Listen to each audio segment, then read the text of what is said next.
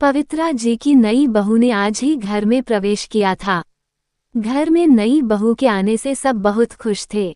घर में बधाई देने वालों का और नई बहू की मुंह दिखाई करने वालों का तांता लगा था। इसी बीच पवित्रा जी किसी काम से अपने कमरे में गईं, तभी उनकी नज़र अपने पति रमाकांत जी की फोटो की ओर गई, जिनकी अभी 2 साल पहले मृत्यु हुई थी। पवित्रा जी जिस काम से आई थी उसे भूलकर अपने पति की फोटो के सामने खड़ी होकर एकटक उन्हें देख रही थी। उनकी आंखों से आंसू गिरने लगे, तभी उनका बेटा अमित आ गया। अमित, मोह क्या बात है, आप रो क्यों रही हो? सब ठीक तो है? पवित्रा जी, नहीं बेटा कोई बात नहीं, बस तेरे पापा की याद आ गई, वे आज होते तो बात ही कुछ और होती। अमित, होमो ये बात तो है, पर आप दुखी मत हो, ये सब भगवान के हाथ में है, चलो बाहर सब आपका इंतजार कर रहे हैं। पवित्रा जी आंसू पोंछकर बाहर आकर मेहमानों की खातिरदारी में लग जाती हैं। शादी से भरे घर में सभी नई बहू को घेरे बैठे थे। 2 दिन बाद जब सब मेहमान चले गए तो पवित्रा जी ने बहू बेटे को एक जगह बिठाया और कहा, पवित्रा जी बेटी, अब ये घर तुम्हें संभालना है, ये लो घर की चाबी। अंजना, मां जी ये चाबी आप मुझे क्यों दे रही हैं? यह आपका घर है, आप संभालिए। अमित, तुमने मां जी को बताया नहीं कि शादी के बाद हम अपने नए लेट में रहेंगे? पवित्रा जी, अमित बहू ये क्या कह रही है? मैंने इतने अरमानों से तुम्हारी शादी की थी और तुम दोनों पहले ही मुझे छोड़कर जाने का प्लान बना कर बैठे हो। ये कहकर पवित्रा जी रोने लगी। अमित, मोह ऐसी कोई बात नहीं है, तुम जो जानती हो अंजना नए ख्यालों की लड़की है, इसलिए हम अलग रहना चाहते हैं।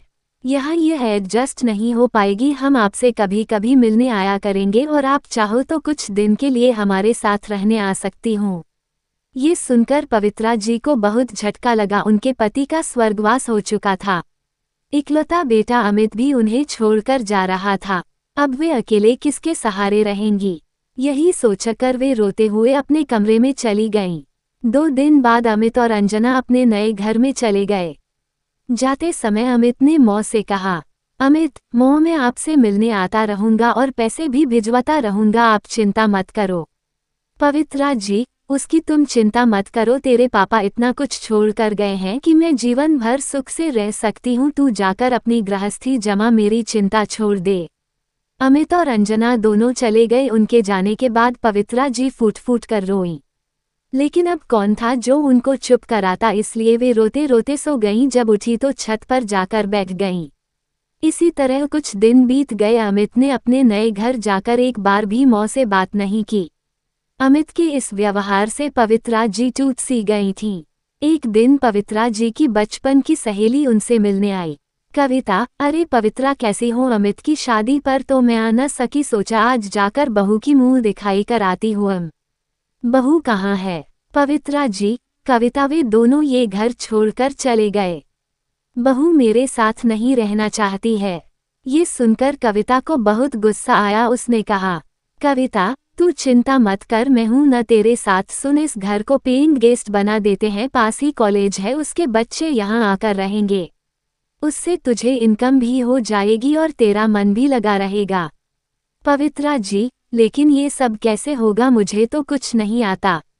कविता, मैं काफी दिनों से यही काम कर रही हूँ, तू चिंता मत, मैं सब इंतजाम कर दूंगी। कुछ ही दिन में कविता ने सारा इंतजाम कर दिया। कॉलेज के बच्चे पेइंग गेस्ट की तरह वहां रहने लगे। पवित्रा जी उनसे बातें करती रहती थी, उनका अपने बच्चों की तरह ख्याल रखती। इस सब में समय कब निकल जाता था पता ही नहीं चलता था। पवित्रा जी इस सब से इतनी खुश रहने लगी कि उन्हें अब अमित और अंजना की याद भी नहीं आती थी। बच्चे भी उन्हें बहुत मानते थे। इस तरह उनका अकेलापन भी दूर हो गया और उन्हें किसी पर बोझ भी नहीं बनना पड़ा।